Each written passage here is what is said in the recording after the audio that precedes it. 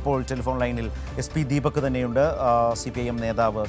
ശ്രീ ദീപക്, ഈ പരാതി ഇപ്പോൾ സത്യപ്രതിജ്ഞ എന്ന് പറയുന്നത് സഗൗരവത്തിൽ സത്യപ്രതിജ്ഞ ചെയ്യാം, അതുപോലെ തന്നെ ദൈവനാമത്തിൽ സത്യപ്രതിജ്ഞ ചെയ്യാം. അതിനും അപ്പുറത്തേക്ക് കടന്ന് പലവിധ ദൈവങ്ങളുടെ പേരുകൾ എടുത്തു പറഞ്ഞ് സത്യപ്രതിജ്ഞ ചെയ്തത് അത് തെരഞ്ഞെടുപ്പ് ചട്ടങ്ങളുടെ അല്ലെങ്കിൽ ഈ ഉത്തരവാദിത്വത്തിൻ്റെ ചട്ടലംഘനം എന്നാണോ ഈ പരാതിയിൽ പറയുന്നത്? അതെ അതെ, നമ്മുടെ ഭരണഘടനയും അതുപോലെ തന്നെ നമ്മുടെ നിലനിൽക്കുന്ന നിയമങ്ങളെയെല്ലാം ലംഘിച്ചുകൊണ്ടാണ് ഈ പറയുന്ന രൂപത്തിൽ ദൈവത്തിന്റെ പേരിൽ എന്ന് പറഞ്ഞാൽ ഓരോ ദൈവങ്ങളുടെ പേരെടുത്തിട്ടാണ് അവർ ചെയ്തിരിക്കുന്നത്. ആറ്റുകാലമ്മ അതുപോലെ തന്നെ അയ്യപ്പന്റെയൊക്കെ പേരിൽ സത്യപ്രതിജ്ഞ ചെയ്തിരിക്കുന്നത്.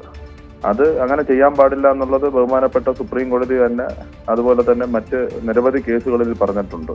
അത്തരം കാര്യങ്ങൾ ചെയ്യാൻ വേണ്ടിയിട്ട് പാടില്ല എന്നും അത് അത്തരം സംഭവങ്ങൾ കോടതിയുടെ മുമ്പിൽ വന്നപ്പോൾ അത് റദ്ദാക്കിക്കൊണ്ട് പിന്നെ വീണ്ടും സത്യപ്രതിജ്ഞ ചെയ്യുകയാണ് ചെയ്തിട്ടുള്ളത്. അപ്പൊ അത് തികച്ചും ഒരിക്കലും ന്യായീകരിക്കാൻ വേണ്ടിയിട്ട് കഴിയാത്ത ഒരു ചട്ടലംഘനമാണ് ഇന്ന് ഈ 20ഓളം വരുന്ന കൗൺസിലർമാര് അവിടെ അന്നത്തെ സത്യപ്രതിജ്ഞാ ചടങ്ങിൽ നടത്തിയിട്ടുള്ള. ആ വായിച്ച പിന്നെ ഈ പറയുന്ന പിന്നെ എന്താണ് ഈ അവർ വായിച്ചിട്ടുള്ള പ്രതിജ്ഞ ഉണ്ടല്ലോ, സത്യപ്രതിജ്ഞ, ആ പ്രതിജ്ഞയ്ക്കകത്ത് പറയുന്ന കാര്യങ്ങൾ തന്നെ ലംഘിക്കുകയാണ് അതിനകത്ത് ചെയ്തിട്ടുള്ളത്. ഏതെങ്കിലും തരത്തിലുള്ള വിവേചനമോ അല്ലെങ്കിൽ വ്യക്തി താല്പര്യങ്ങളോ ഒന്നുമില്ലാതെ ഉത്തരവാദിത്വം നിറവേറ്റും എന്ന് പറയുന്നതിന് വിരുദ്ധമായി ചെയ്യുന്നു എന്നുള്ളതാണ് ഇവിടെ വരുന്ന പ്രധാന പ്രശ്നം. ദീപക്, ഒരു കാര്യം കൂടി, ഇതിൻ്റെ ഈ പരാതി നമ്മുടെ നടപടിക്രമങ്ങൾ പ്രകാരം എങ്ങനെയാണ്? സംസ്ഥാന തെരഞ്ഞെടുപ്പ് കമ്മീഷന് ഈ പരാതികൾ സ്വീകരിച്ച് അതിൽ ഹിയറിംഗ് നടത്തി അതിലൊരു തീർപ്പ് കൽപ്പിക്കാം എന്നുള്ളതാണോ?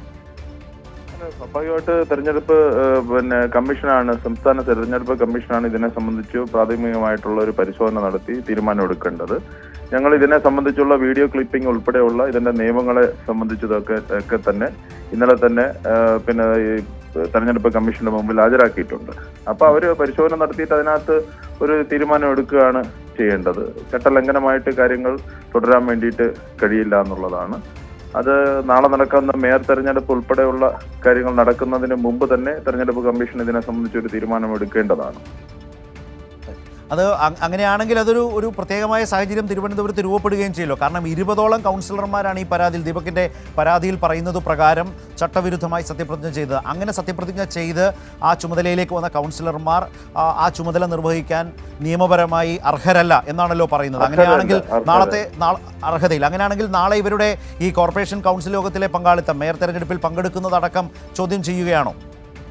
തീർച്ചയായിട്ടും ചോദ്യം ചെയ്യുകയാണ്. ഇത് പിന്നെ ഇല്ലെങ്കിൽ ഞങ്ങൾ ഈ ഹൈക്കോടതിയെ സമീപിക്കുന്നതാണ് ഈ കാര്യത്തിനകത്ത്. മുമ്പ് കേരള നിയമസഭയിൽ തന്നെ സമാനമായൊരു കേസ് ഈ പരാതി തയ്യാറാക്കുമ്പോൾ നിങ്ങളുടെയൊക്കെ ശ്രദ്ധയിൽ വന്നിരുന്നോ? ഉമേഷ് ചള്ളിയിൽ കേസുണ്ടല്ലോ. ഉണ്ട്, നിരവധി കേസുകളുണ്ട്. അങ്ങനെ വന്നിട്ടുള്ള നിരവധി കേസുകൾ മുമ്പിലുണ്ട്. അതൊന്നും അത്തരം കാര്യങ്ങൾ ചെയ്യാൻ പാടില്ല എന്ന് കോടതി തന്നെ ഒരുപാട് ഉത്തരവാദികൾ കൂടി പറഞ്ഞിട്ടുള്ളതാണ്. ഇതിനകത്ത് നമ്മൾ ശ്രദ്ധിക്കേണ്ട ഏറ്റവും പ്രധാനപ്പെട്ട കാര്യമെന്ന് പറയുന്നത്, ഇത് ഇത്തരത്തിൽ ഒരാൾ നടത്തുമ്പോൾ തന്നെ അവിടെ ഈ പറയുന്നത് പോലെ തന്നെ രാജീവ് ചന്ദ്രശേഖർ ഉൾപ്പെടെയുള്ള നേതാക്കന്മാർ ഇവിടെ ഇരിപ്പുണ്ട്.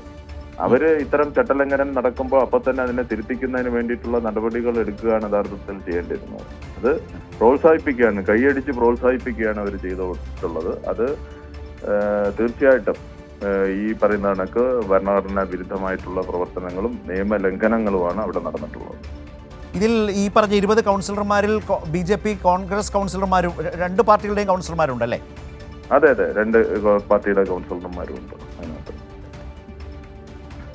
നന്ദി ശ്രീ SP ദീപക്, CPIM നേതാവ്, തിരുവനന്തപുരം കോർപ്പറേഷനിൽ കൗൺസിലറായിട്ടുള്ള SP ദീപക്കാണ് ഇക്കാര്യങ്ങൾ സൂചിപ്പിച്ചത്. അദ്ദേഹമാണ് പരാതി ഇപ്പോൾ സംസ്ഥാന തെരഞ്ഞെടുപ്പ് കമ്മീഷൻ ഇതുമായി ബന്ധപ്പെട്ട് നൽകിയിട്ടുള്ളത്. അതിൻ്റെ വിശദാംശങ്ങളാണ് സൂചിപ്പിച്ചത്.